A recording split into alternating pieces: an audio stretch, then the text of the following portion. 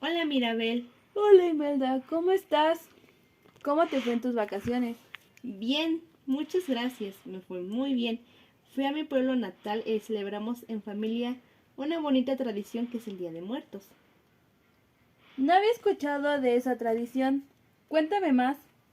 Claro, el Día de Muertos es parte de una tradición mexicana que se celebra en varias regiones de México, en el cual se celebra el día en que nuestros seres queridos vienen al mundo de los vivos a disfrutar de una ofrenda en su honor. ¿Una ofrenda? ¿Y qué tiene una ofrenda? Sí, una ofrenda.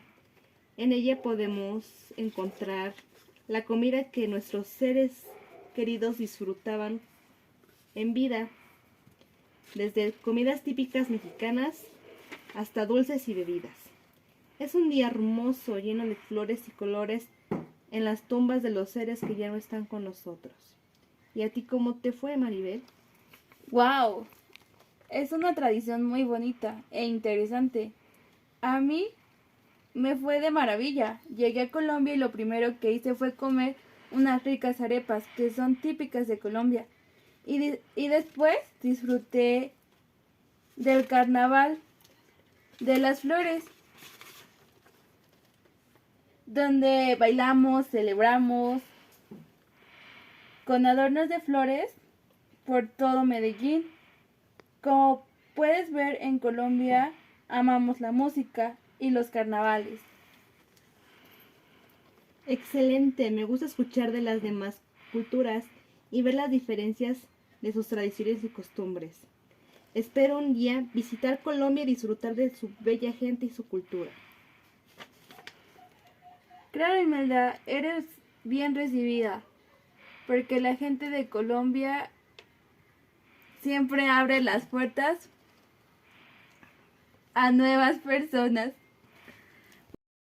¿Sabían que una de las características de la diversidad cultural es que el individuo pueda mostrar lo que sigue y lo que le gusta para así poder unirse en una sociedad que se manifiesta dentro de varias banderas en común? Dentro de la Declaración Universal de la UNESCO, en el artículo 1 dice que la diversidad cultural es patrimonio común de la humanidad. Esto se refiere a que cada cultura pueda expresarse de distintas formas y estos se pueden distinguir fácilmente porque son muy originales y tienen bastante pluralidad. Dentro del artículo 5 de la Declaración Universal de la UNESCO dice que los derechos culturales, marco propicio de la diversidad cultural. Esto se refiere a una formación individual de identidad cultural. Nos hace referencia a que cualquier individuo puede expresarse, crear y difundir sus obras en la lengua que desee, en particular la materna. También habla sobre el derecho a la educación y formación de calidad, respetando su identidad cultural. Les vamos a hablar de la pertenencia a una comunidad. ¿Ustedes sabían que es un sentimiento porque se sienten identificados con un grupo o con un ambiente que ya está determinado?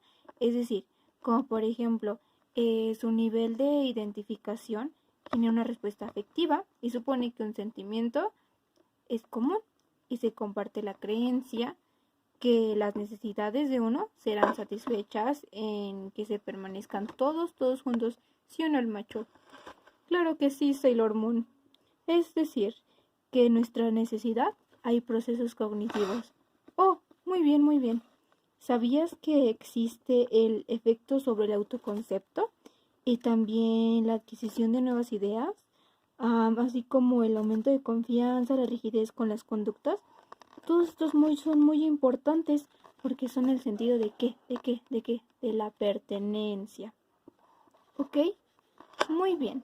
Bueno, pues yo aparte también les voy a explicar que hay tres conceptos o tres factores fundamentales, que es una la pertenencia como es la comunidad, ¿no? Ya la conocemos, a la nación como México u otros países, y a la humanidad. ya que, por ejemplo, el sentido de la pertenencia de la comunidad, o sea, toda la comunidad que pertenece a ella, va a través de una serie de aprendizajes. Ajá, que donde está el social y el cultural. Ok, y entonces este sentimiento de pertenencia, ¿qué hace? Es un sentimiento y un vínculo afectivo, porque pues obviamente intervienen muchos factores. Por ejemplo, el macho le va a explicar algunos factores. Vamos, macho, vamos. Ok. Bueno, pues entran las ideas, las experiencias, las relaciones sociales y afectivas y así. Ok, bueno, entonces decimos que en un grupo con los mismos sentidos de pertenencia a la comunidad presenta características muy diferentes, ¿lo entienden? Como es un sentimiento que cambie con los años y al vivir con un nuevo territorio. Es como, por ejemplo, ustedes se van a otro lado y dicen, no, pues es que aquí me siento más cómodo, ay, hay más frescura o alguna otra cosa. Muy bien, muy bien. Seguimos con la pertenencia a la nación. Pues el sentimiento de la nación, ¿saben qué hace? ¿Saben qué hace? Presenta cuando las personas, o sea, todas las personas se sienten parte de un conjunto de rasgos. ¿Saben qué es un conjunto de rasgos, no? Como pueden ser las culturales de una nación. Por ejemplo, yo soy de México. ¡Hey! Por ejemplo, yo me siento identificado con mi comida de mi nación. El mole, los chilaquiles, todas esas cosas. Entonces, la caracterizan a las demás naciones. O sea, mi nación es diferente a la de la Sailor Moon. ¿Sí o no, Sailor Moon? Obviamente, porque yo vengo, por ejemplo, de Japón y allá se come otra cosa. Exacto, muy bien, muy bien. Entonces, decimos que esos rasgos poseen diferentes características. Por ejemplo, por un lado, tiene que las relaciones entre esos miembros y también, por ejemplo, que cuando hacen sus fiestas, pero también cuando los valores y los símbolos, por ejemplo, el símbolo de la patria, el símbolo de todas las comidas típicas que hay en México.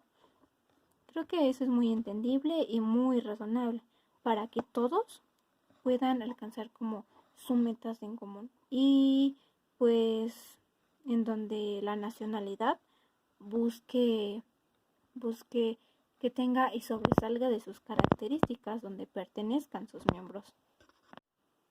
Muy bien, como nos acaba de explicar el macho, esa es la pertenencia a la nación. Pero ¿qué falta? ¿Qué falta? La pertenencia a la humanidad. Es decir, esta es cuando, por ejemplo, que no está relacionada cercanamente física o, por ejemplo, directamente a nuestra cultura, sino es decir, que nos vamos a identificar con todo lo relacionado al ser humano, ¿sí me entienden? Por ejemplo, yo soy un ser humano.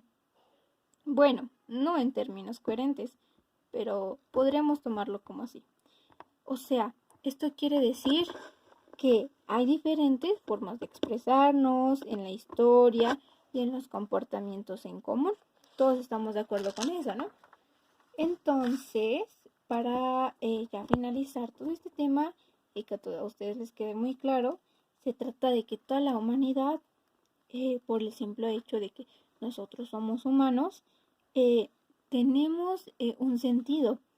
Es decir, que, por ejemplo, podría entrar también lo de la moral, que es el respeto a nuestros derechos humanos, y no, pues, ¿cómo vamos a convivir en paz? Ustedes díganme. Bueno, y también es independientemente de la nacionalidad de las personas. Por ejemplo, yo soy independientemente de una nación, que es Japón. Ok, y el macho es de dónde, ¿dónde? De México, exacto, es de México. Obvio, mi Sailor Moon. Entonces va a variar porque somos, de todas maneras, todos somos seres humanos y cada quien es independiente de su nación, pero nos sentimos identificados con eso. Muy bien, muchas gracias.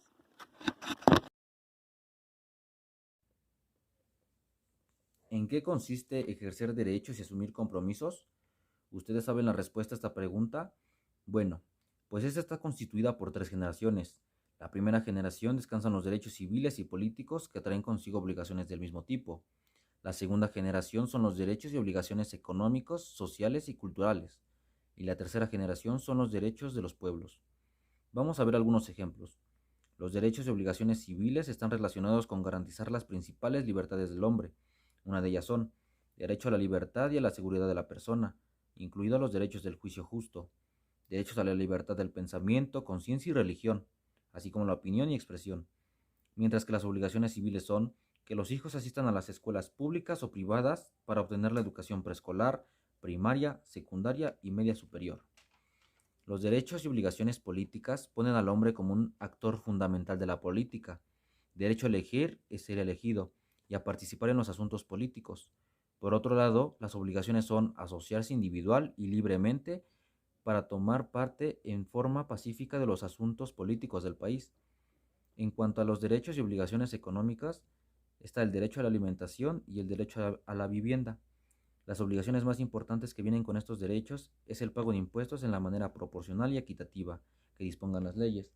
Los derechos y obligaciones sociales son aquellos del contenido social, derecho a la salud y derecho al agua. Las obligaciones sociales es obedecer a las autoridades e inscribirse en el Registro Nacional de Ciudadanos en lo que determinan las leyes. En el 2017 realizaron la elaboración de la Carta Universal de los Deberes y Obligaciones en las Personas.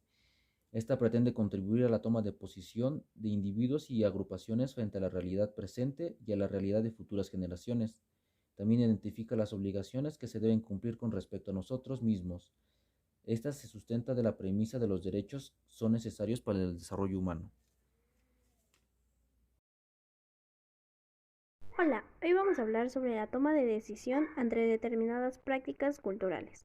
¿Sabías qué son las prácticas culturales? Aquí te lo vamos a decir. Las prácticas culturales se expresan de acuerdo a su cultura, personalidad, ya que forman parte de un grupo social. Esto determina si algunas personas se expresan de su cultura y personalidad de la misma manera, esto formará una comunidad. De acuerdo con la Comisión de Derechos Humanos, reconoce y toma conciencia sobre el respeto que deberían tener hacia las culturas de varios y numerosos pueblos del mundo. La diversidad cultural también reconoce que los seres humanos deberán respetarse mutuamente, independientemente de sus creencias, cultura e idiomas, entre otras actividades.